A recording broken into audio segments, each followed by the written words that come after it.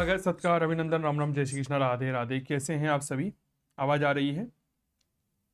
चलिए, बहुत बहुत अभिनंदन आप सभी प्यारे साथियों का। आइए शुरुआत करते हैं। आप सभी की साथियों की सहायता के माध्यम से मेरे प्यारे साथियों, हमने राजस्थान का इतिहास जो है वह कंप्लीट कर लिया है। आप सबको इस बारे में जानकारी होगी। राजस्थान का इतिहास प्रागैतिहासिक काल से लेकर के हमने राजस्थान के एकीकरण तक पूरा कर लिया है। क्लियर हो गई। और जैसा कि आप सबको पता है, आज हम मूल रूप से पाषाण काल के बारे में बात करेंगे, प्रागैतिहासिक काल के बारे में बात करेंगे। यह क्लास मूल रूप से जो है वह किस एग्जाम को टारगेट करके तैयार की गई है, थोड़ा सा जानिएगा। असिस्टेंट प्रोफेसर की एग्जाम दे लीजिए। Net set PGT first grade Jaipur studio से लाइव है और हमारी भारतीय इतिहास की पहली क्लास है। क्या ये बात क्लियर हो गई? तो आइए शुरुआत करते हैं मित्रों। प्राचीन भारत और पाषाण काल मेरे साथ है। मेरा नाम चंदू जैन है। इसकी पीडीएफ जो है वह काव्य क्लासेस कोटा के यूट्यूब चैनल पर, टेलीग्राम चैनल पर अपलोड कर दी जाएगी। काव्य क्लासेस कोटा का मोबाइल एप्लीकेशन डाउनलोड कर कर आप हमारे ऑनलाइन कोर्सेज ले सकते हैं, यह बात याद रखिएगा। तो गूगल प्ले स्टोर पर आप जाइए, ठीक है, और वहां से जो है वह काव्य क्लासेस कोटा का मोबाइल एप्लीकेशन डाउनलोड करिए, जहां पर डॉक्टर मनोज जैन सर के निर्देशन में हिंदी के ऑनलाइन बैचेज अवेलेबल है, विशेष तौर पर assistant professor first grade PGT TGT आदि एग्जाम्स के लिए। चलिए शुरुआत करते हैं। पहला प्रश्न ये रहा। प्रश्न एक बार पढ़िए और फिर उसके बाद अपने सवाल का जवाब क्लेरिफाई करिएगा। भारतीय स्थल जहां से गड्ढे खोदने के साक्ष्य निम्नलिखित में से किस प्राचीन सभ्यता में पाए गए हैं? गड्ढे खोदने का तात्पर्य होता है गर्त आवास, ठीक है, जिन्हें हम वर्तमान में बंकर कह सकते हैं। ये क्या होते हैं? जमीन के अंदर एक गड्ढा किया जाता है और जमीन के अंदर गड्ढा करके उसके अंदर आवास बनाया जाता है। तो कहां से मिले हैं? लोथल, कालीबंगन, बुर्जहोम, रंगपुर, रोपर और रंगपुर, कालीबंगा, सुरकोटड़ा अनुत्तरित प्रश्न है। गड्ढे खोदने या गर्त आवास का साक्ष्य जो है वह कहां से मिला है? बहुत आराम से जवाब दीजिएगा।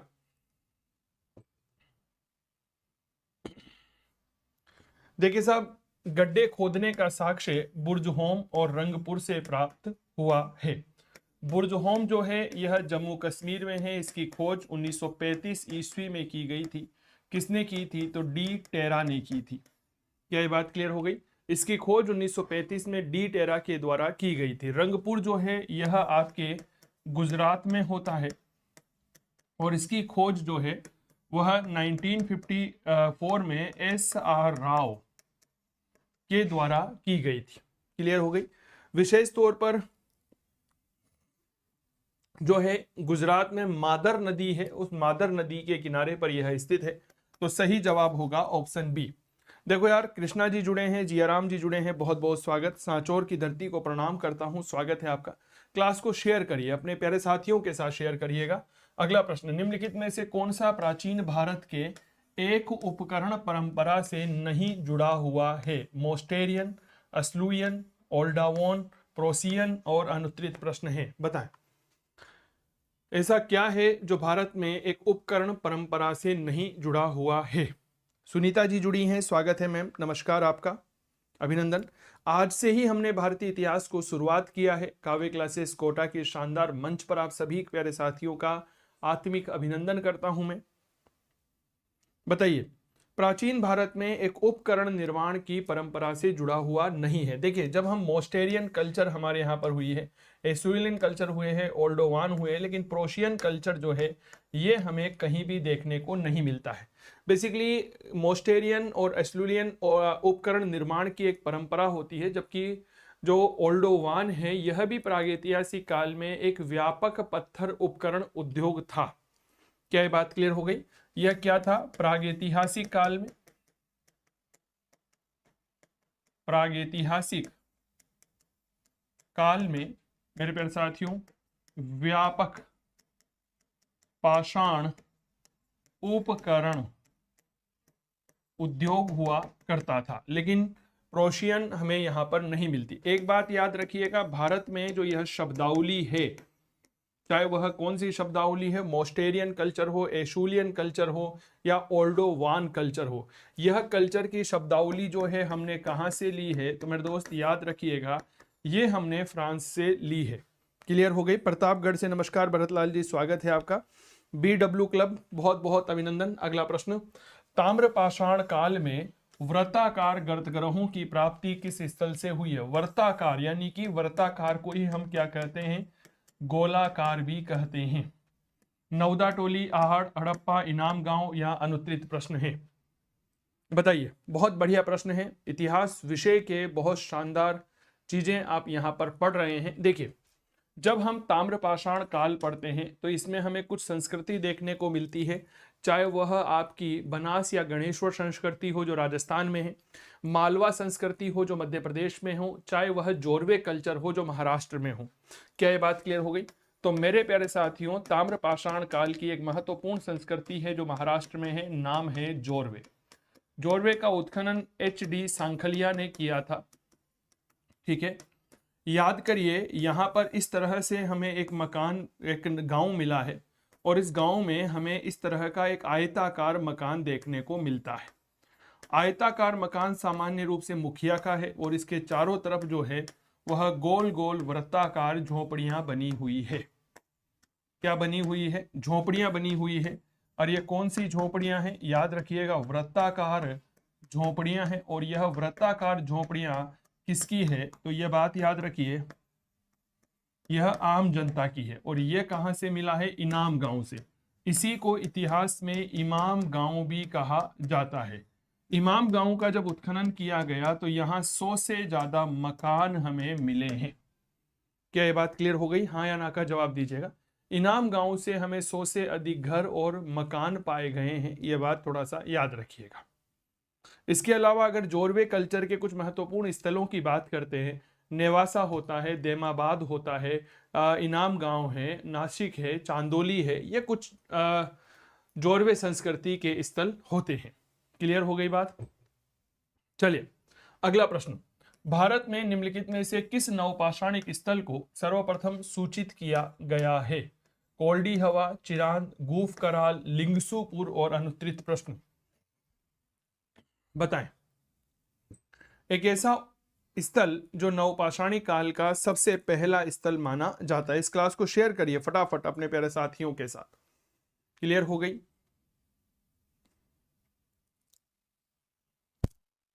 देखिए साहब, यहां पर सबसे महत्वपूर्ण है लिंगसूपुर। लिंगसूपुर कहां पर है? तो 4 नंबर का सही जवाब होगा। याद रखिएगा, यह कर्नाटक में है। कर्नाटक में रायचूर जिला होता है, यहां पर यह स्थित है। इसकी खोज 1842 में मेडव के द्वारा की गई थी। पूरा नाम क्या होता है? मेडव टेलर होता है। किसने की थी? मेडव टेलर ने इसकी खोज की थी। और यह भारत में नवपाषाण काल का पहला स्थल माना जाता है। यहां तक बात क्लियर हो गई। एक जगह आई है चिरांद। चिरांद मूल रूप से बिहार में है। बिहार में एक जगह होती है, नाम है सहारण जिला। क्या नाम है? याद रखिएगा, सहारण जिला यहां पर है। और यहां की सबसे महत्वपूर्ण विशेषता क्या है? हिरण के सींग के औजार मिले हैं। कहां से? चिरांद से। लेकिन हमारे लिए प्रश्न क्या पूछा गया है? नवपाषाण काल का स्थल जिसका सर्वप्रथम उत्खनन किया गया था। सही जवाब होगा आपके लिंगसूपुर। क्लियर हो गया? बहुत बढ़िया। जियाराम भरतलाल जी, थोड़ी सी यह पीजीटी की क्लास है, फर्स्ट ग्रेड की असिस्टेंट प्रोफेसर की क्लास है, शानदार प्रश्न करवा रहा हूं। अगला, हड्डी की मातृ देवी की मूर्ति प्राप्त हुई है विंध्यन घाटी के निम्न पूर्व पाषाण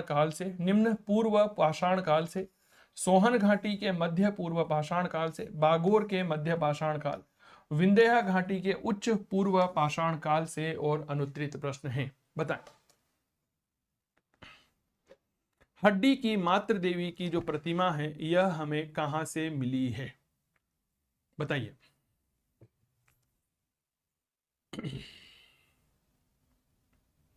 देखिए साहब, आप उत्तर प्रदेश पढ़ते हैं, उत्तर प्रदेश में आपने नाम सुना होगा इलाहाबाद। अब हालांकि इसका नाम बदल करके क्या कर दिया गया है? प्रयागराज कर दिया गया है। यहां पर एक जगह है, नाम है बेलन घाटी। इस बेलन घाटी में एक महत्वपूर्ण जगह आती है जिसका नाम आता है, डेट इज लोहदा नाला। इस लोहदा नाला से हमें उच्च पूर्व पुरापाषाण काल की एक मातृ देवी की प्रतिमा मिली है, जो कि मेरे प्यारे साथियों विंध्या घाटी के उच्च पूर्व पुरापाषाण काल की है। क्या ये बात क्लियर हो गई? बताइएगा मुझे। चलिए अगला प्रश्न, बूचड़ खाना क्षेत्र का साक्ष्य मिला है महदहा से, चौपानी मांडो, दमदमा, सराहा नाहर और अनुत्तरित प्रश्न है, बताइए।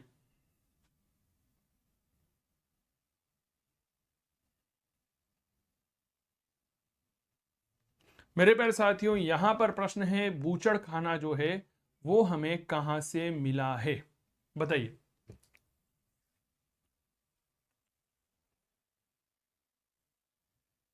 देखिए साहब, बूचड़ खाना जो है वह हमें महादहा से मिला है। कहां से मिला है? महदहा से मिला है। महदहा उत्तर प्रदेश में है। उत्तर प्रदेश में एक जगह आती है प्रतापगढ़, प्रतापगढ़ में गंगा घाटी है, यहां पर महदहा स्थित है।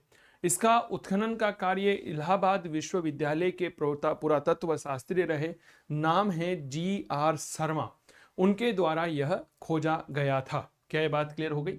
बाकी का उत्खनन कार्य का संचालन प्रोफेसर VD मिश्रा और JN पाल के द्वारा किया गया था। क्लियर हो गई? तो किसने खोजा था यह, याद रखिएगा, that is GR Mishra. Clear हो गई बात? चलिए, GR शर्मा कह लीजिए या JN मिश्र कह लीजिए, एक ही बात है, वो कोई ज्यादा बड़ी बात नहीं है, GR शर्मा। चलिए अगला प्रश्न देखिए, फर्स्ट ग्रेड के और RS के बैच काव्य क्लासेस कोटा के मोबाइल एप्लीकेशन पर शुरू हो चुके हैं। आप देरी मत करिएगा, मैं पहले ही बता दूं, काफ़ी इंपॉर्टेंट और बिल्कुल अपडेटेड बैचेज है। नोट्स बनवाए जा रहे हैं, RS में लोग हैं तो उत्तर लेखन पर बल दिया जा रहा है, ठीक है। प्रिंटेबल नोट्स आपको यहाँ पर मिलेंगे। अगर आप ऑनलाइन बेच लेते हैं विशेष तौर पर इतिहास विषय का, तो यहाँ पर भी सारी सुविधाएं आपको मिल रही है। विश्व इतिहास के साथ साथ भारतीय इतिहास, राजस्थान इतिहास, सब कुछ मिलने वाला है, ठीक है। तो काव्य क्लासेस कोटा का मोबाइल एप्लीकेशन डाउनलोड करिए, लिंक जो है डिस्क्रिप्शन बॉक्स में कमेंट कर रखा है, आप वहां पर डाउनलोड कर सकते हैं। चलिए अगला, तोबा ज्वालामुखी राख सर्वप्रथम प्राप्त हुई है नर्मदा घाटी, महानदी घाटी, सोहन घाटी, यमुना घाटी से और अनुत्तरित प्रश्न है, बताएं। तोबा ज्वालामुखी की राख हमें कहां से मिली है?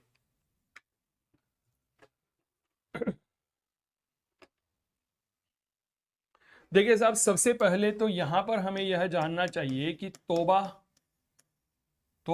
ज्वालामुखी अचानक से चर्चा का विषय क्यों आया।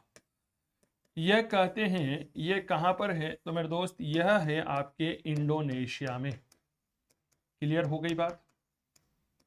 इंडोनेशिया में सुमात्रा द्वीप होता है, वहां पर यह स्थित है, ठीक है। यहां पर अगली बात सुनिएगा, कहते हैं 70,000 वर्ष पहले इसमें क्या हुआ? विस्फोट हुआ। सर विस्फोट हुआ तो इससे कितनी भूमि प्रभावित हुई, आपको जानकर के बड़ा ताजुब होगा। दक्षिणी पूर्वी एशिया के लगभग 4 करोड़ वर्ग किलोमीटर का भूभाग इससे प्रभावित हुआ। दक्षिणी पूर्वी जो एशिया है, इस एशिया का लगभग 4 करोड़ किलोमीटर का जो भूभाग है वह यहां से प्रभावित हुआ। अब इंडोनेशिया के सुमात्रा में स्थित मेरे प्यारे साथियों, कहीं ना कहीं यहां पर हमें विस्फोट हुआ 70,000 साल पहले। दक्षिणी पूर्वी एशिया के 4 करोड़ किलोमीटर का एरिया प्रभावित हुआ, तो ये एक अपने आप में बहुत बड़ा विस्फोट था। क्या ये बात क्लियर हो गई? तो इसकी जो राख थी यह हमें सबसे पहले सोहन नदी घाटी में देखने को मिली थी। क्लियर हो गई? कहां मिली थी? सोहन नदी घाटी में देखने को मिली। अगला प्रश्न, गंगा घाटी की नरहन संस्कृति संबंधित है मध्य पाषाणी काल से, नवपाषाणी काल, ताम्रपाषाणी काल, प्रारंभिक ऐतिहासिक काल है और अनुत्तरित प्रश्न है, बताएं। गंगा घाटी की नरहन संस्कृति जो है इसका संबंध है, देखिए साहब, नरहन संस्कृति जो है यह मूल रूप से अगर हम चर्चा करते हैं थोड़ी सी नरहन के बारे में, तो यह उत्तर प्रदेश के गोरखपुर में घग्गर नदी के किनारे पर स्थित है। 5 स्तरों की खुदाई का कार्य यहाँ पर किया जा चुका है। नरहन कहाँ पर है? उत्तर प्रदेश में है। उत्तर प्रदेश में कौन सी नदी? याद रखिएगा, घग्गर नदी। और उत्तर प्रदेश में कहाँ पर है? बाबा योगी आदित्यनाथ जो है उनके ही संसदीय क्षेत्र, विधानसभा के क्षेत्र गोरखपुर में है, और यह एक ताम्रपाषाणिक स्थल है। ठीक है, कितने स्तरों की खुदाई कार्य किया जा चुका है? तो याद रखिएगा 5 स्तरीय उत्खनन का कार्य किया जा चुका है। क्लियर हो गई? क्लास इतनी शानदार चल रही है, बस आप लोगों की अपीयरेंस जो है वो बहुत कम है। इस बात से थोड़ा सा दिल को धक्का पहुंचता है। क्या ये बात क्लियर हो गई? आप लोगों की अपीयरेंस बहुत कम है। क्लास बहुत शानदार चल रही है लेकिन अपीयरेंस कम है, या तो मुझे लग रहा है कि ये टॉपिक आप लोगों को ऐसा प्रतीत हो रहा है कि शायद यह आपके लिए नहीं है, तो वो बात अलग हो जाती है। क्लियर? अगला प्रश्न, अधोलिखित संस्कृतियों में से पाषाण युगीन संस्कृति नहीं है। सोहन संस्कृति, सोथी संस्कृति, मद्रासियन कल्चर, विंध्यन कल्चर और अनुत्तरित प्रश्न। पाषाण युगीन संस्कृति नहीं है। पाषाण युगीन संस्कृति का तात्पर्य क्या है? याद रखिएगा कि पत्थर के उपकरण यहां पर नहीं मिले हैं। ठीक है ना? पाषाण युगीन संस्कृति का तात्पर्य होता है, अच्छा आप यहीं पर है तो फिर कमेंट नहीं हो रहे हैं सुनीता जी, मैम कमेंट नहीं हो रहे हैं विद्यार्थियों के। चलिए कोई बात नहीं है, मेरा कर्तव्य है पढ़ाने का, मैं पढ़ाऊंगा। जिस प्रकार राजस्थान का इतिहास सफलतापूर्वक कंप्लीट करवाया है, ठीक उसी प्रकार मेरे प्यारे साथियों यह भी आपके सफलतापूर्वक ही कंप्लीट करवाया जाएगा। सर याद रखिएगा यहां पर सही जवाब होगा सोथी कल्चर। सोंधी कल्चर जो है यह आपके बीकानेर में स्थित है। ठीक है, और इसका उत्खनन का कार्य 1953 में किया गया। किसने किया था? अमलानंद घोष ने किया था। अमलानंद घोष ने ही इसे एक नाम दिया और उस नाम को हम क्या कहते हैं? डेट इज कालीबंगा प्रथम। क्लियर हो गई बात? कालीबंगा प्रथम के नाम से हम इसे जानते। और यह मेरे प्यारे साथियों कोई आपके पाषाण युगीन संस्कृति नहीं है, यह बेसिकली हड़प्पा कालीन या प्राक हड़प्पा कालीन संस्कृति है। प्राक हड़प्पा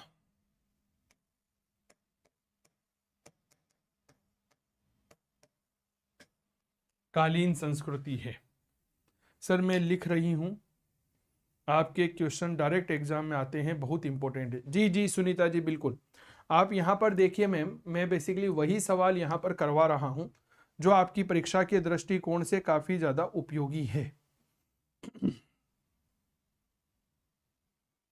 क्या ये बात क्लियर हो गई?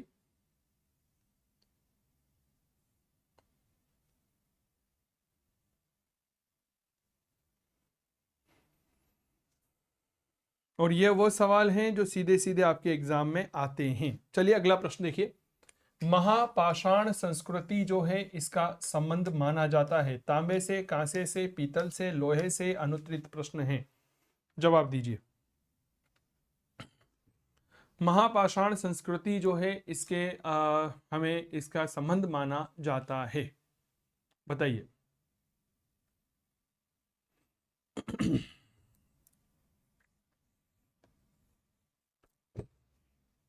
देखिए सर कहते हैं कि महापाषाण संस्कृति जो है यह 1000 ईसा पूर्व से लेकर के 600 ईसा पूर्व तक रही थी। क्लियर हो गई? यानी कि यह उत्तर वैदिक काल तक रही। और मेरे प्यारे साथियों इस काल को ही हम क्या कहते हैं? तो इसी को हम वृहद पाषाण संस्कृति के रूप में भी जानते हैं। क्या कहते हैं हम इसे? इसे वृहद पाषाण संस्कृति कहते हैं, और कुछ जगह पर इसे महारम कल्चर के रूप में भी जानते हैं, महारम संस्कृति। तो मेरे प्यारे साथियों कभी कभी एग्जामिनर क्या करता है ना, हमें भटकाने के लिए, विशेष तौर पर आपके पीजीटी एग्जाम में इस तरह की समस्याएं देखी जाती है कि वह आपको भ्रमित करने के लिए क्या करता है, महारम संस्कृति लिख देता है, जो काफी ज्यादा उपयोगी होती है। तो यह इसका संबंध आपके लोहे से है, इस बात को याद रखिएगा। यहां पर लोगों को दफनाने पर कम बल दिया जाता था, तो फिर किस पर बल दिया जाता था? समाधि बनाने पर ज्यादा बल दिया जाता था जिसे हम कब्र कह सकते हैं। क्या ये बात क्लियर हो गई? तो इस महापाषाणिक स्मारकों की पहचान मृतक को दफनाने के स्थान पर समाधियों से की जाती थी। तो इसीलिए महापाषाणिक समाधियों के उत्खनन से हमें काले लाल मृतभांड प्राप्त हुए हैं। यहां से हमें जो मृतभांड मिले हैं, ये मृतभांड कौन से हैं? याद रखिएगा, डेट इज काले लाल मृत भांड प्राप्त हुए हैं। इसके अलावा यहां से हमें लोहे के उपकरण मिले हैं जो इस सभ्यता को औरों की तुलना में काफी अलग कर देते हैं। ठीक है, विशेष तौर पर जब हम दक्षिणी भारत में देखते हैं तो वहां पर लो युगीन अस्थि कलश और शव मंजूषा की गणना भी मेगालिथिक युग में ही की जाती है, जबकि यह मिट्टी के बने हुए होते हैं। इसे ही क्या कहते हैं? मेगालिथिक एज भी कहते हैं। क्लियर हो गई? महापाषाणिक संस्कृतों ने लोगों ने तालाबों के द्वारा सिंचाई का कार्य करना शुरू किया था। इसे ही क्या कहते हैं? तो मेगालिथिक कल्चर के रूप में हम इसे जानते हैं। और महापाषाण काल के लोगों ने क्या किया? सर्वप्रथम तालाब से सिंचाई प्रारंभ की थी। क्या ये बात क्लियर हो गई? बिल्कुल आपने सही सुना है। इस क्लास को ज्यादा से ज्यादा लोगों के साथ साझा करिए मेरे प्यारे साथियों, क्योंकि यह आपकी भर्ती परीक्षा के लिए काफी ज्यादा उपयोगी रहेगा। क्लियर हो गई? चलिए अगला प्रश्न, अधोलिखित में से कौन सा मध्य सोहन नदी घाटी का प्राचीनतम भूतात्विक जमाव है? सर याद रखिए, अभी हमने तोबा ज्वालामुखी पढ़ा था। उस तोबा ज्वालामुखी की राख जो है वह सबसे पहले सोहन नदी में ही मिली थी। पटपरा, बागोर, सिंहावल, खोनही और अनुत्तरित प्रश्न है।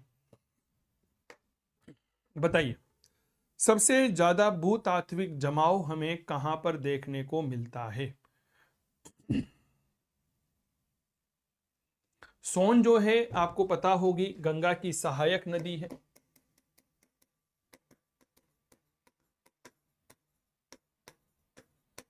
गंगा की सहायक नदी कौन सी है? याद रखिए, सोन है। और यहां पर हमें सही जवाब होगा सिंहावल। ठीक है, वेरी गुड। रतनलाल जी स्वागत है, गुड इवनिंग। लेट हो गए मेरे दोस्त, इतिहास विषय की क्लास आपके लिए चलाई है यार, और लेट हो रहे हो। 8:30 का मतलब 8:30 है भैया। क्या ये बात क्लियर हो गई? चैनल पर नए हो तो सब्सक्राइब कर लेना सारे के सारे। PGT, TGT, history, first grade, assistant professor, net, set, JRF सबके लिए उपयोगी है यह क्लास। क्लियर हो गई? केवल काम की बात, कोई फालतू की बकवास नहीं, सीधी बात। क्लियर? चलो अगला प्रश्न ये रहा, लघु पाषाण उपकरण जो हैं इनमें से कंस संस्कृति के उद्योग रहे हैं। लघु पाषाण जिन्हें हम क्या कहते हैं? माइक्रो लिथिक कहते हैं। ठीक है, यानी कि सूक्ष्म औजार, सूक्ष्म औजार, छोटे छोटे औजार। निम्न पुरापाषाण, मध्य पुरापाषाण, उच्च पुरापाषाण, मध्य पाषाण और अनुत्तरित प्रश्न है। बताइए। 8:30 बजे रोज आता हूं मैं, ये बात याद रखिएगा। बताइए सर। अच्छा, आज मंदिर में है, ठीक है सर। याद रखना, मध्य पाषाण काल के जो औजार हैं, ठीक है, इन मध्य पाषाण काल के विशेष तौर पर औजारों को क्या कहा जाता है? तो मेरे दोस्त, सूक्ष्म औजार कहा जाता है। इन सूक्ष्म औजारों की खोज सबसे पहले C.L. कार्लाइल ने की थी। और कहाँ की थी इन्होंने? तो याद रखिएगा, विंध्य क्षेत्र में की थी। कहां से की थी? विंध्य क्षेत्र से इनकी खोज की गई थी। और किसने की थी? C.L. कार्लाइल ने की थी। चलो अगला प्रश्न। मैं चाहता हूं कि जो आपके भारतीय इतिहास चला रखी है ना यह क्लास, यह पूरी हिंदी भाषी राज्य में वायरल होनी चाहिए। क्या यह बात क्लियर हो गई? सतीश पारगी जुड़े हैं, स्वागत है। पूरे भारत के लेवल पर लाइव होनी चाहिए, इस बात को याद रखिएगा। क्लियर हो गई? क्योंकि यह तो यूपी, टीजीटी, पीटी है ना, HP टेट सब में आता है भैया, कहीं भी ऐसा नहीं है। और यह कब की गई थी? 1863 में की गई थी। चलिए आगे बढ़े, बताओ मुझे। 1867 1863 में कार्य शुरू हुआ था, खोज 1867 में हुई। 1863 में रॉबर्ट ब्रूस प्रूट को हस्तकुटार मिला। बदुमदुरे, अतिरपक्कम, पल्लवरम, सघन कल्लू और अनुत्तरित प्रश्न है। रॉबर्ट ब्रूस प्रूट को जो है वह मेरे प्यारे साथियों हस्तकुटार मिला था। बताइए, काफी महत्वपूर्ण प्रश्न है। रॉबर्ट ब्रूस प्रूट जो हैं इन्होंने खोज की थी किसकी? हैंड एक्स की। यह कहाँ मिला? यह मद्रास कल्चर में मिला, मद्रास संस्कृति का हिस्सा है, ठीक है, जिसे हम क्या कहते हैं? हस्त कुठार संस्कृति कहते हैं। और यह कहां से मिला था? यह मिला था पल्लवरम से। क्लियर? तो सही जवाब क्या होगा? याद रखिएगा पल्लवरम होगा। रॉबर्ट ब्रूस प्रूट को भारत में प्राग ऐतिहासिक काल का जनक भी कहते हैं। इसे क्या कहते हैं?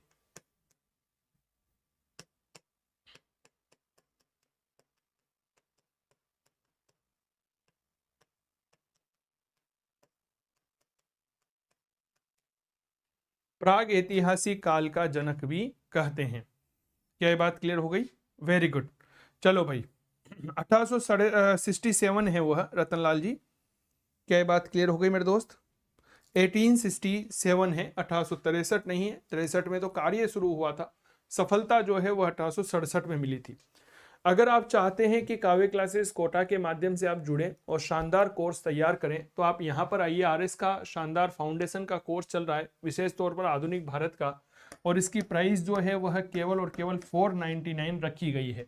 ऑनलाइन बैच है इतिहास विषय का, जिसकी प्राइस केवल और केवल लॉन्चिंग प्राइस जो है 3999 रखी गई है। तो फिर देरी किस बात की? आप यहाँ पर हमसे जुड़ सकते हैं।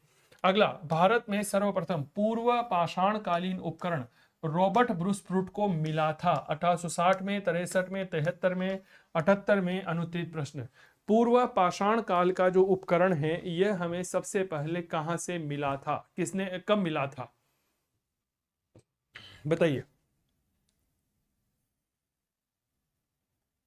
रॉबर्ट ब्रूस प्रूट एक ब्रिटेन के रहने वाले थे, एक भूगर्भवेत्ता थे, एक पुरातत्व शास्त्री थे, यह बात याद रखिएगा। साथ ही भारत में प्रागैतिहासिक काल के जनक भी कहे जाते हैं। यह कहाँ के थे? यह ब्रिटेन के थे। क्या थे यह? तो यह बात याद रखिएगा, यह भूगर्भ शास्त्री थे, जिसे हम जियोलॉजिस्ट कहते हैं। साथ ही यह क्या थे? पुरातत्वविद भी थे। चलिए सर, यह खोजा गया था 1863 में। कहां से खोजा गया? मद्रास के पल्लवरम से खोजा गया था। कहां से खोजा गया था? तो याद रखिएगा मद्रास। मद्रास में एक जगह है, नाम है पल्लवरम। यहां से क्या खोजा गया? हस्त कुठार खोजा गया था। हैंड एक्स खोजा गया। हैंड एक्स की आकृति कैसी होती है? तो आप इस बात को याद रखिएगा, वह कुछ इस तरह से होती है। क्लियर हो गई? हैंड एक्स कैसा दिखता है? ऐसा दिखता है, हाथ से चलाई जाने वाली कुल्हाड़ी। क्योंकि उस समय मनुष्य के पास कोई औजार वगैरह तो कुछ होते नहीं थे, वो इन्हीं का प्रयोग करते थे। अच्छा चलो, एक कमेंट करो मुझे आप लोग। कमेंट ये करिए कि भारतीय पुरातत्व सर्वेक्षण ASI की प्रागैतिहासिक शाखा का हेड क्वार्टर कहां पर है। एक नोट लगा करके एक महत्वपूर्ण बिंदु आप लोगों के साथ साझा करता हूं। ASI की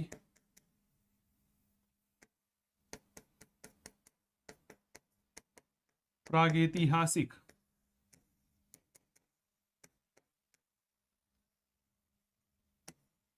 शाखा का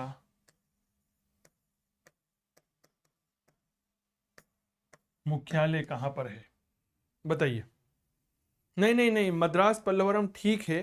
मुझे इस प्रश्न का जवाब दीजिए कि भारतीय पुरातत्व सर्वेक्षण की प्रागैतिहासिक शाखा जो है उसका मुख्यालय कहां पर है। तो इस प्रश्न को काफी इंपॉर्टेंट बनाइएगा और इसका जवाब आप क्या देंगे? याद रखिएगा, नागपुर में है। नागपुर महाराष्ट्र में, जहां से भारत के मंत्री नितिन गडकरी का भी संबंध है।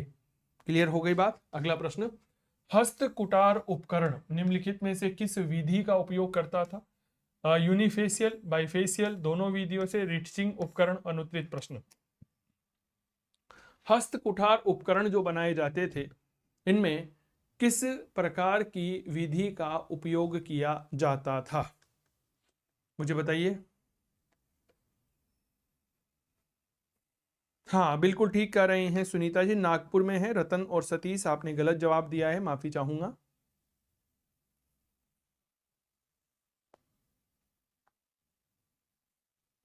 चलिए सर, याद रखिएगा इनमें किया जाता है बाइफेशियल विधि का प्रयोग।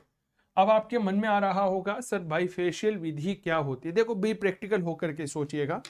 हमारे सबके घरों में जो है धारदार हथियार होते हैं। हथियार क्या, उपकरण होते हैं, औजार होते हैं। चाहे वो चाकू हो सकता है, चाहे वो छुरी हो सकता है, चाहे वो दतीला हो सकता है, XYZ कुछ भी हो सकता है, दांतली हो सकती है, ठीक है।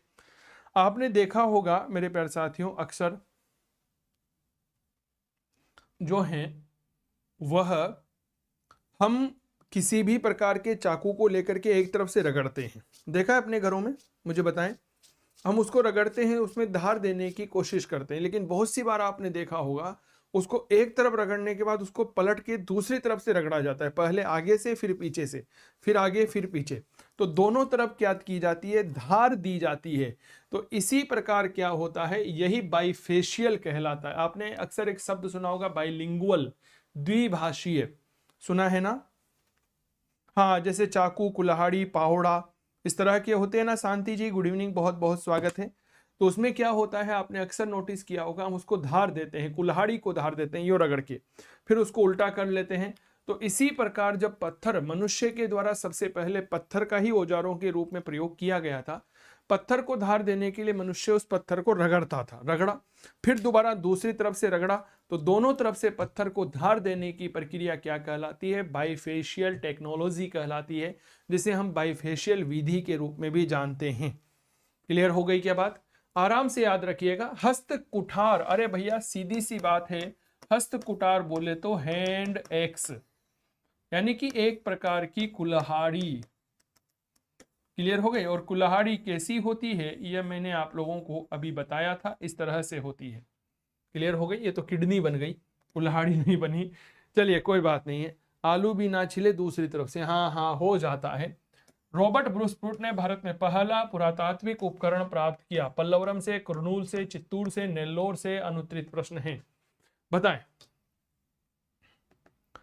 रॉबर्ट ब्रूस प्रूट ने भारत में पहला पाषाणकालीन उपकरण जो है वह कहां से प्राप्त किया था।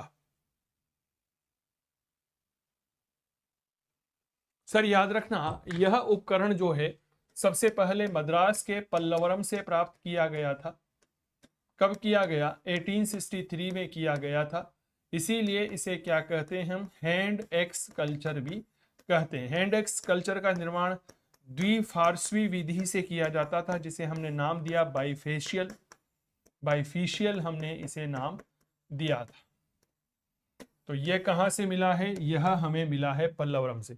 अच्छा, एक प्रश्न पूछा जाता है कि सबसे पहले हस्त कुठार उपकरण जो है वह किस मानव के द्वारा तैयार किए गए थे। याद रखिएगा, होमो इरेक्टस मानव जो है उसने सबसे पहले भारत में हस्त कुठार उपकरण प्राप्त किए थे। हैंड एक्स जो उपकरण है, ये हैंड एक्स उपकरणों को तैयार करने का श्रेय सबसे पहले किस मानव को दिया जाता है, तो नाम याद रखिएगा, डेट इज होमो इरेक्टस।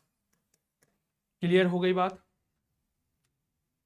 सर्वाधिक संख्या में हस्त कुठार या हैंड एक्स और क्लीवर प्राप्त होते हैं नवपाषाण काल में, निम्न पुरापाषाण काल में, मध्य पाषाण काल, आद्य ऐतिहासिक काल और अनुत्तरित प्रश्न। सर्वाधिक संख्या में हस्त कुठार या हैंड एक्स उपकरण जो है यह हमें कहां से मिलते हैं।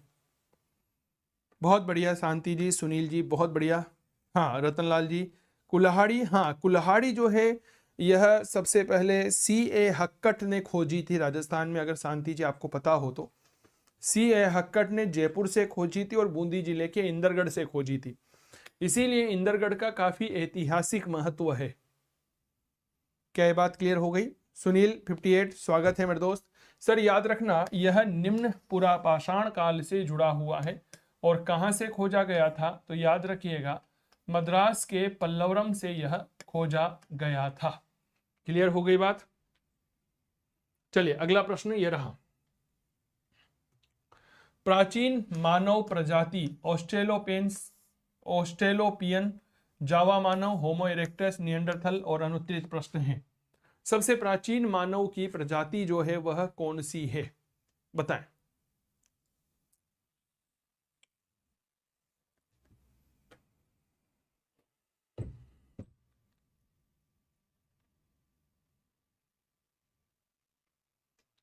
दाली जी स्वागत है सर। याद रखना ऑस्ट्रेलोपिथेकस है, इसी को हम क्या कहते हैं, इसी को हम आद्य मानव कहते हैं या प्रोटो ह्यूमन कहते हैं, प्रोटो ह्यूमन कहते हैं। ठीक है, चलिए यहां पर एक शब्द आया है तो सही जवाब तो आपके हो गया ए, होमो इरेक्टस। देखो होमो इरेक्टस क्या है, यह सीधा चलने वाला पहला मानव।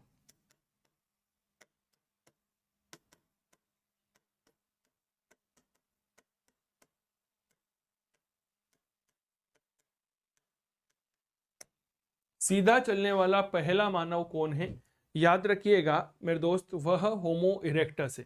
इस होमो इरेक्टस के द्वारा ही सबसे पहले हस्त कुठार का उपयोग किया गया था। इसने क्या किया, तो याद रखिएगा हैंड एक्स, हैंड एक्स यानी कि हस्त कुठार का निर्माण किया, और साथ ही इसी होमो इरेक्टस के द्वारा याद रखिएगा अग्नि का उपयोग किया गया था। क्या किया गया, अग्नि का उपयोग किया गया था। बताओ क्या यहां तक चीजें क्लियर। एक तो आप लोग क्या है ना, क्लास शेयर नहीं कर रहे हो, फटाफट से क्लास को अपने प्यारे साथियों के साथ शेयर करिए। क्या ये बात क्लियर हो गई? अगर आप शेयर नहीं करेंगे तो फिर मुझे अच्छा नहीं लगेगा। क्लियर हो गई बात, बताइए। चलिए, आधुनिक मानव होमोसेपियंस संबंध है चॉपर से, ब्लेड से, हस्त कटर से, चॉपिंग से, अनुत्तरित प्रश्न है। होमोसेपियंस ये आधुनिक मानव है, इसे ही प्रज्ञा मानव भी कहा जाता है। इसे ही क्या कहा जाता है, याद रखिएगा, डेट इज बुद्धिमान मानव, वाइज ह्यूमन कहा जाता है। बताएं।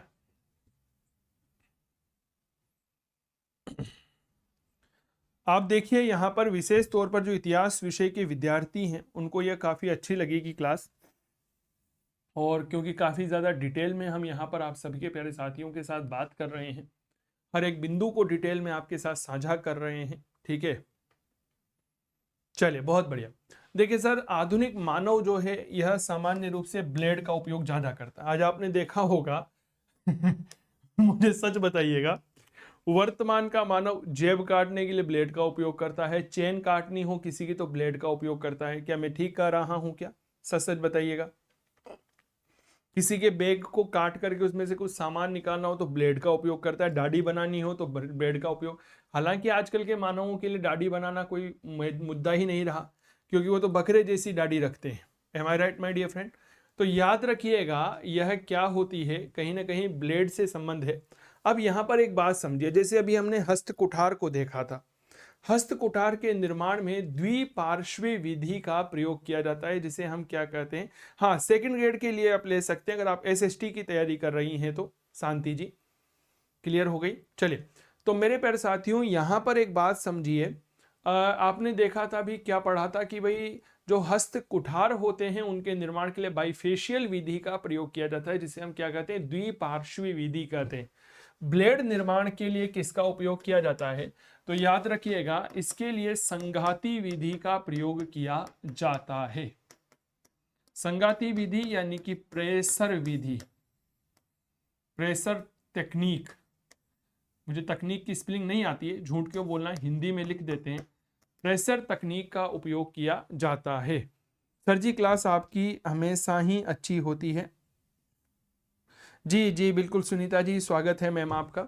और आप देख रहे होंगे कि समय के साथ जो है वह टीचिंग में क्वालिटी बढ़ ही रही है। क्या मैं ठीक कर रहा हूं क्या? आपने शायद इस चीज को नोटिस भी किया होगा कि समय के साथ जो है वह गुणवत्ता बढ़ ही रही है, इसमें कोई दो राय नहीं है। चलिए बहुत बढ़िया, अगला प्रश्न ये रहा, भारत में नवपाषाण काल का निम्नलिखित में से कौन सा स्थान है जहां बड़ी संख्या में हड्डी से बने हुए औजार मिले हैं? छोटा नागपुर का पठार, चिरांद, चुनार, मास्की और अनुत्तरित प्रश्न है। बताएं एक ऐसा स्थान जहां से बड़ी संख्या में हड्डी के बने हुए औजार मिले हैं। बताइए, अभी मैंने थोड़ी देर पहले ही इसकी चर्चा की थी। यह काफी ज्यादा उपयोगी है प्रश्न आप सभी प्यारे साथियों के लिए। देखिए यहां पर सही जवाब होगा चिरांद। क्या होगा? चिरांद। चिरांद के बारे में याद रखिएगा, यह आपके बिहार में है। बिहार में सहारण जिला होता है, वहां पर है। ठीक है। और इसका उत्खनन कार्य 1962-63 में V.K. सिन्हा ने किया था।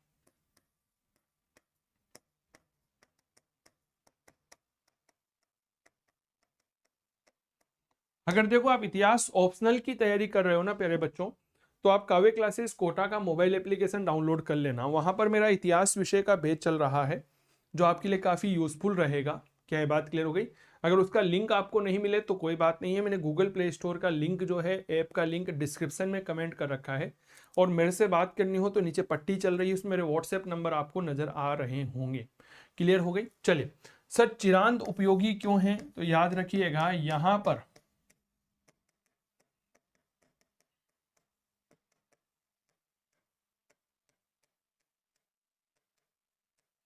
हिरण के सींग के उपकरण जो हैं प्राप्त हुए हैं।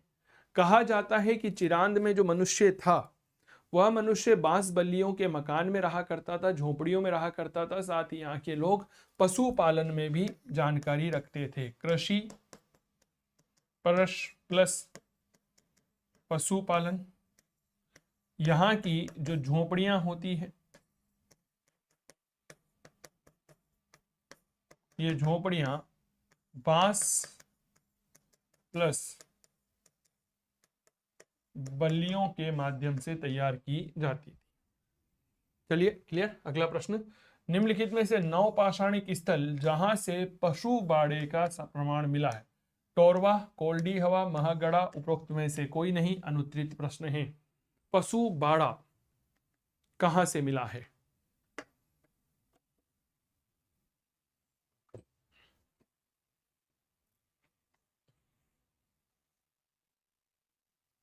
बताएं। पशुओं का बाड़ा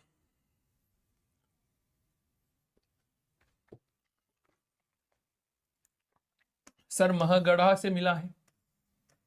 और ये पशु बाड़ा जो है 12.5 गुणा 5.5 मीटर का है, लंबाई चौड़ाई इसकी ये है। क्लियर हो गई बात?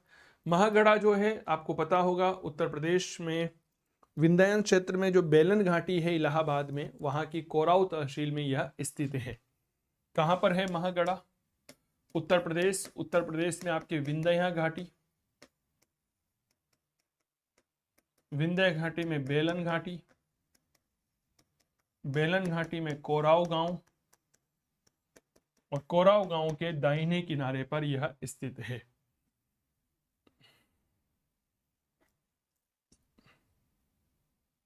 क्लियर बात? चलिए अगला प्रश्न देखिए। ब्लेड ब्यूरीन प्रकार के उपकरण निम्नलिखित में से किस परंपरा के परिचायक लक्षण हैं? उच्च पूर्व पाषाण काल, मध्य पूर्व पाषाण काल, मध्य पाषाण काल, नवपाषाण काल और अनुत्तरित प्रश्न है। ब्लेड ब्यूरीन प्रकार के जो उपकरण हैं वह किस परंपरा के परिचायक हैं? अभी थोड़ी देर पहले ही हमने इस सवाल को करवाया था, अगर आपको पता हो तो। ब्लेड ब्यूरीन, यह पीजीटी भर्ती परीक्षा 2004 का सवाल है। याद करिए, मनुष्य के द्वारा ब्लेड का निर्माण जो है, और दोस्त बिल्कुल सिंपल सी विधि को समझिएगा, इसका निर्माण संघाती विधि के माध्यम से किया जाता था। थोड़ी देर पहले ही हमने चर्चा की थी, जिसे हमने अंग्रेजी भाषा में प्रेशर टेक्निक कहते हैं। PRESSURE, प्रेशर टेक्निक कहते हैं। ठीक है। और यह आपके उच्च पुरापाषाण काल से जुड़ा हुआ है। क्लियर हो गई? एक बार कमेंट करिए। उच्च पुरापाषाण काल से जुड़ा हुआ है। यहां पर देखो एक प्रश्न आया है, ब्यूरीन क्या होती है ना?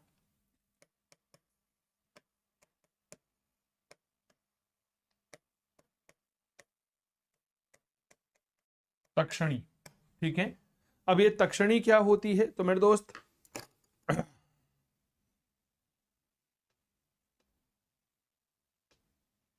हेलो, कोई है क्लास में? चलिए, सारे विद्यार्थी यहीं पर हैं। अपडेट नहीं हो रहे थे मेरे कमेंट, अब हो गए हैं। देखिए आपने अक्सर देखा होगा, एक छेनी होती है, छेनी और हथौड़ी। अभी जैसे मोदी जी यूएई गए थे, उन्होंने विश्व के सबसे बड़े मंदिर का वहां पर उद्घाटन किया, है ना। तो मेरे प्यारे साथियों, उन्होंने परंपरागत तौर पर या प्रतीकात्मक तौर पर छेनी और हथौड़ी के माध्यम से उसका उद्घाटन किया था, ठीक है ना। बटन वटन भी दबाए थे, पर छेनी और हथौड़ी का उपयोग भी किया था। तो वो जो छेनी होती है, आप में से कितने विद्यार्थी हैं जो छेनी जानते हैं, एक बार कमेंट करें। आप में से कितने विद्यार्थी हैं जो छेनी जानते हैं कि सर छेनी क्या होती है। देखो, एक छेनी तो वो आती है, मैं उस छेनी की बात नहीं कर रहा हूँ, मैं उस छेनी की बात कर रहा हूँ जिसका प्रयोग हम सामान्यतः हथौड़ी से उसके ऊपर मार करते हैं, और फिर उससे जो है हम थोड़ी सी अच्छा काम करने के लिए करते हैं। ऑनलाइन बैच काव्य क्लासेस कोटा के मोबाइल एप्लीकेशन पर डाउनलोड पर अवेलेबल है। आप ऐप डाउनलोड करें। इतिहास विषय के संदर्भ में किसी भी प्रकार की समस्या हो तो 88020952 पर आप संपर्क कर सकते हैं। क्लियर हो गई? 8802060952 इस पर सीधा संपर्क करके आप हमसे बात कर सकते हैं। क्लियर? आरएस के भी चल रहे हैं, फर्स्ट ग्रेड के बैचेज भी यहाँ पर अवेलेबल हैं, सारे बैचेज अवेलेबल हैं। अगला प्रश्न, ब्लेड और ब्यूरीन चारित्रिक उपकरण है निम्न पुरापाषाण काल के। उच्च पुरापाषाण, मध्य पुरापाषाण और नवपाषाण और अनुत्तरित प्रश्न है। अच्छा, आप जानती हैं छेनी, बहुत बढ़िया बात है। नहीं तो आजकल के विद्यार्थी जो है उनसे पूछो छेनी जानते हो, वो मना कर देते हैं। क्या ये बात क्लियर हो गई?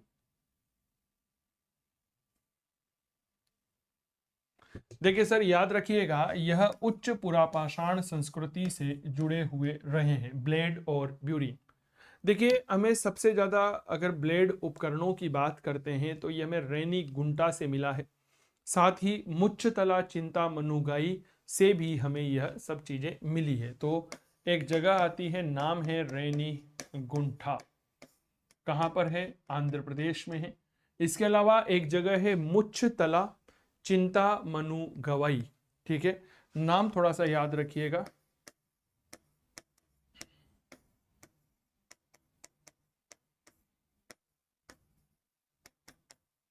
चिंता मनु गवई, ये कहां पर है? यह भी आंध्र प्रदेश में ही है। और यहां से हमें उच्च पुरापाषाण संस्कृति के कुछ शानदार जो हैं वह उपकरण मिले हैं। अगला प्रश्न, खाद्य उत्पादन परख अर्थव्यवस्था संबंधित है। ये तब की बात कर रहे हैं जब हमारा मानव क्या हो गया? उत्पादक हो गया है। मध्य पूर्व पाषाण काल, उच्च पूर्व पाषाण काल, मध्य पाषाण, नवपाषाण और अनुत्तरित प्रश्न, बताइए।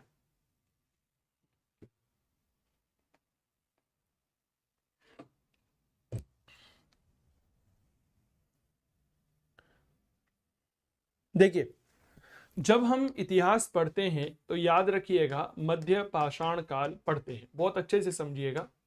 मध्य पाषाण काल में क्या हुआ? मनुष्य ने पशुपालन शुरू कर दिया था, ठीक है। मनुष्य ने क्या कर दिया? पशुपालन को शुरू कर दिया। लेकिन जब मध्य पाषाण काल के बाद नव पाषाण काल आया तो मेरे प्यारे साथियों याद रखिएगा, इस नव पाषाण काल में यह पशुपालन क्या हो गया? यह हो गया व्यवस्थित पशुपालन, सिस्टेमेटिक पशुपालन हो गया, जिसके अंतर्गत याद रखिएगा पशु बाड़ा उपयोग में लिया जाने लगा। क्लियर बात? इसी नवपाषाण काल में मनुष्य ने कृषि का प्रयोग प्रारंभ कर दिया, कृषि का प्रारंभ हो गया। कृषि का प्रारंभ हो गया तो मनुष्य स्थायी निवास करने लगा। स्थायी निवास प्रारंभ हो गया तो याद रखिएगा वह मृत भांडों का प्रयोग करने लगा। और इन सब चीजों में होते हुए परिवर्तन की वजह से ही एक इतिहासकार हुआ है, नाम है गॉर्डन चाइल्ड। ये भाई साहब क्या कहते हैं कि साहब यह परिवर्तन होना, एक व्यवस्थित पशुपालन की शुरुआत होना, ठीक है ना, मिट्टी के बर्तनों का उपयोग होना, कृषि कार्य का प्रारंभ होना, कहीं ना कहीं स्थायी निवास की शुरुआत होना, यह हमारे इतिहास में क्या है? नवपाषाणिक क्रांति है या नवपाषाण कालीन क्रांति है। नवपाषाण कालीन क्या है? यह क्रांति है। क्या ये बात क्लियर हो गई? तो ये सब घटनाएं जुड़ी हुई है नव पाषाण काल से। अब देखो, अक्सर एक विद्यार्थी कुछ प्रश्न पूछते हैं कि सर कृषि का साक्ष्य। देखिए, जब हम कृषि के साक्ष्य की बात करते हैं तो मेरे प्यारे साथियों, सबसे पहला साक्ष्य हमें मिला है लहुरा देव से। यह कहां पर है? यह है संत कबीर नगर। लहुरा देव कहां पर है? तो याद रखिएगा, यह है आपके संत कबीर नगर, और यह कहां पड़ता है? उत्तर प्रदेश में है। यहां से लगभग 9000 ईसा पूर्व का यह साक्ष्य मिला है। अगर हम दूसरे साक्ष्य की बात करते हैं तो यह है मेहरगढ़। मेहरगढ़ कहां पर है? बलूचिस्तान में है, और यह कहां पड़ता है? पाकिस्तान में है। लगभग 7000 ईसा पूर्व का साक्ष्य यहां पर मिलता है। बताइए। राधे राधे रिंकू जी, बहुत बहुत स्वागत है। इसके बाद अगर हम बात करते हैं तो मेरे प्यारे साथियों, याद रखिएगा, एक जगह आती है जिसे हम नाम देते हैं कोल्डी हवा। कोल्डी हवा ये कहां पर है? ये है बेलन घाटी में। और बेलन घाटी कहां पर है? तो यह है उत्तर प्रदेश में।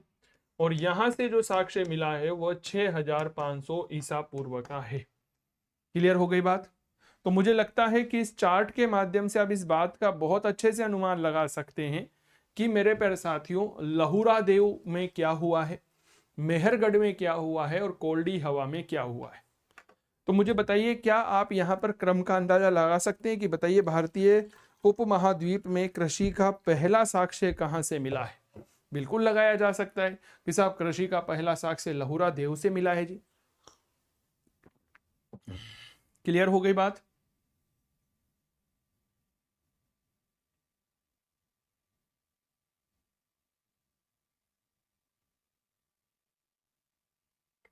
चलिए थोड़ा सा आगे बढ़ते हैं।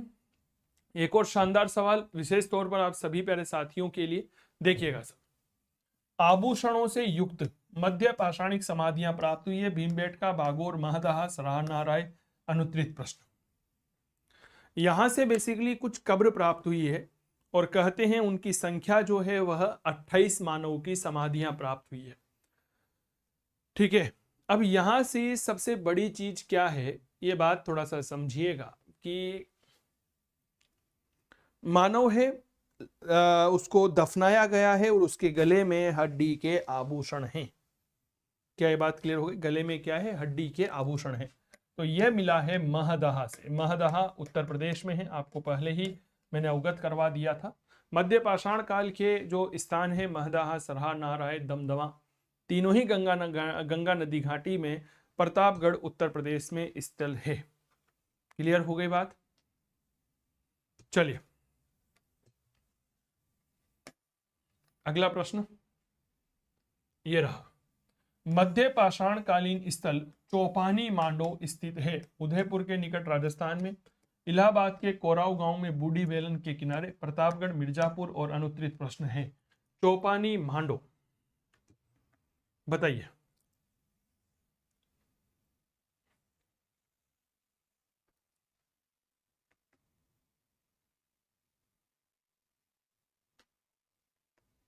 देखिए सर, चौपानी मांडो मूल रूप से इलाहाबाद के कोराव गांव की बूढ़ी बेलन के किनारे पर स्थित है। चौपानी मांडो की जो खोज है 1967 ईस्वी में की गई थी। 1967 में इसकी खोज हुई। खोज करने वाले व्यक्ति हैं GVD मिश्र। कौन है? बाय GVD मिश्र। यह वह व्यक्ति हैं जिन्होंने चौपानी मांडो की खोज की थी। यहां से हमें 13 झोपड़ियां मिली है, साझा चूल्हा मिला है, हस्त निर्मित मृत भांड मिले हैं। चौपानी मांडो की एक सबसे बड़ी विशेषता क्या है? यहां से हमें हस्त निर्मित मृत भांड मिले, और यह जो हस्त निर्मित मृत भांड है यह दुनिया के प्राचीनतम मृत भांड है। क्लियर हो गई? जी हाँ, आपने बिल्कुल सही सुना है। यह क्या है, दुनिया के प्राचीनतम मृदभांड की श्रेणी में रखे जाते हैं। अगला, भारतीय प्रागैतिहासिक काल के जनक थे Robert Bruce fruit, Mortimer wheeler, John Marshall, Alexander Cunningham और मेरे दोस्त अनुत्तरित प्रश्न। मेरे प्यारे भाईलाओं, यो वो सवाल है जिसमें आपड़ा सबसे ज्यादा कंफ्यूजन की स्थिति होवे। क्या मैं ठीक कर रहा हूं क्या? यह वह सवाल है जिसमें सबसे ज्यादा कंफ्यूजन की स्थिति हमें देखने को मिलती है, यह बात याद रखिएगा। क्लियर? देखिए, जब प्रश्न आता है भारतीय प्राग ऐतिहासिक काल के जनक, तो सही जवाब होता है Robert Bruce fruit. Robert Bruce fruit ने 13 मई सन 1863 ईस्वी, जगह का नाम मद्रास, मद्रास में कौन सी जगह, पल्लवरम, ठीक है, यहां से क्या खोजा, हस्त कुठार खोजा था। यह हस्त कुठार जो है मेरे दोस्त याद रखिएगा, क्वार्टजाइट पत्थर से बना हुआ था, क्वार्टजाइट पत्थर से यह बना हुआ था। सर रॉबर्ट ब्रूस फ्रूट ने ही 78 उपकरणों के बारे में बताया, 78 प्रकार के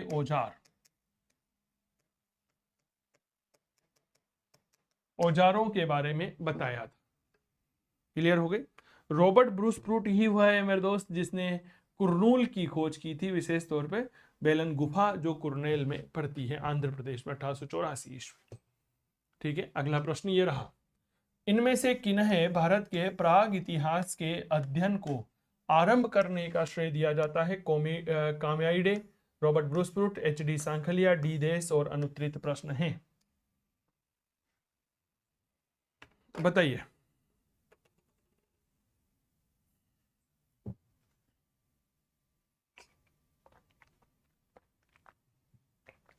छत्तीसगढ़ में सहायक अध्यापक भर्ती परीक्षा हुई थी 2018 में, उसमें सवाल पूछा गया रॉबर्ट ब्रूस फ्रूट, मैंने अभी थोड़ी देर बाद इनके बारे में बहुत विस्तार से चर्चा की थी। किसे भारतीय प्राग इतिहास का जनक कहा जाता है, रिपीटेड सवाल है, डेट आर.बी. फ्रूट, यानी कि इसका नाम क्या है,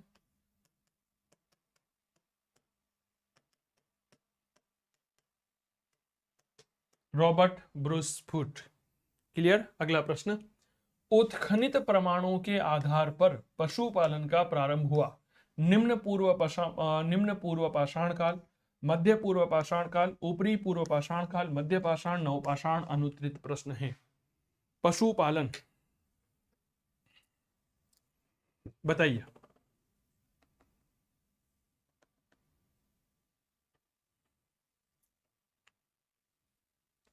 सर याद रखिएगा, सही जवाब होगा मध्य पाषाण और नवपाषाण काल। देखिए, मध्य पाषाण जो है यहां पर हमें पशुपालन का साक्ष्य मिलता है। कहां से मिलता है? तो पहली जगह याद रखिएगा, डेट इज बागोर, कहां है? राजस्थान में है। दूसरी याद रखिएगा आदमगढ़, कहां है? मध्य प्रदेश में है। नवपाषाण काल में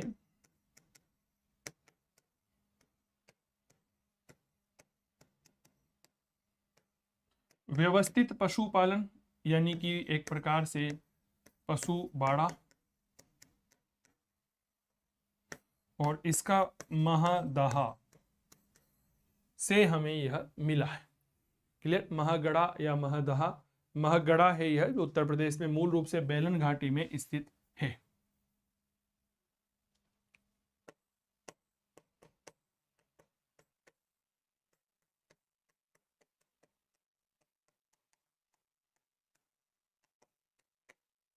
क्लियर हो गई?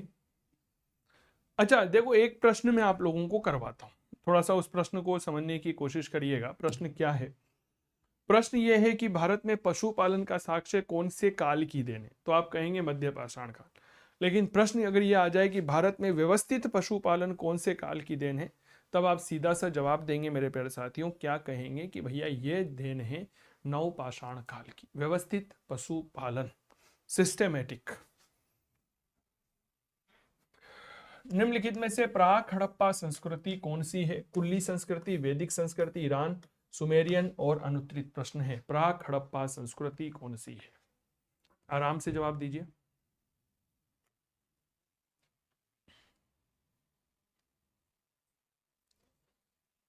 देखिए साहब, प्राक हड़प्पा संस्कृति जो है यह कुल्ली कल्चर को माना जाता है। कुल्ली कल्चर जो है यह आपके दक्षिणी बलूचिस्तान में है। जो कहाँ पर पड़ता है, पाकिस्तान में। यहाँ पर ओरेन स्टाइन के द्वारा उत्खनन का कार्य किया गया था। किसने किया था? ओरेन स्टाइन ने उत्खनन का कार्य किया था। बेसिकली प्राक हड़प्पा संस्कृति जो होती है यह ताम्रपाषाण काल से जुड़ी हुई होती है। क्लियर हो गई क्या बात? कौन से काल से जुड़ी हुई होती है? ताम्रपाषाण काल से जुड़ी हुई थी। क्लास अच्छी लग रही है ना? आप तो बस कमेंट कर दीजिएगा, अभी नहीं तो कोई बात नहीं, जो विद्यार्थी बाद में देखेंगे उनसे भी निवेदन है कि भैया कमेंट कर देना एक बार, ठीक है ना। अगला प्रश्न देखिए, तिथि क्रमानुसार निम्न को व्यवस्थित करें। पुरापाषाण, ताम्रपाषाण, मध्यपाषाण, नवपाषाण।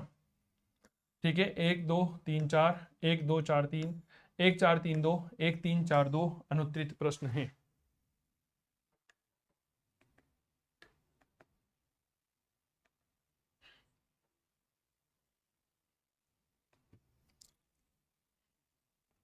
बताएं।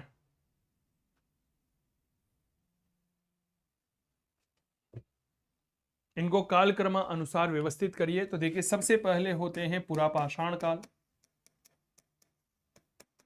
ठीक है, पुरापाषाण के बाद आप सीधा आ जाइए मध्यपाषाण काल। क्लियर? मध्यपाषाण के बाद आप सीधा आ जाइए डेट इज नवपाषाण काल, और फिर आप सीधा आ जाइए ताम्र युग। तो सबसे पहले आ जाएगा आपके 1 नंबर, फिर 3 नंबर आ जाएगा, फिर 2 नंबर आ जाएगा, और फिर 4 नंबर आ जाएगा। तो सही जवाब होगा 1 3 4। Answer is D. क्लियर हो गई क्या बात? बताएं। ऑनलाइन बैचेस के लिए आप गूगल प्ले स्टोर से काव्य क्लासेस कोटा का मोबाइल एप्लीकेशन डाउनलोड कर लीजिएगा। इसका लिंक हमने डिस्क्रिप्शन में कमेंट कर रखा है। क्या ये बात क्लियर हो गई? चलिए, बहुत बहुत आभार आप सभी का। मिलते हैं आप सभी से अगली क्लास में। ऑनलाइन कोर्स लेने के लिए TGT PGT first grade assistant professor का लेने के लिए काव्य क्लासेस कोटा का मोबाइल एप्लीकेशन डाउनलोड करिए। जय हिंद, जय भारत। मिलते हैं अगली क्लास में, तब तक नमस्कार, थैंक यू।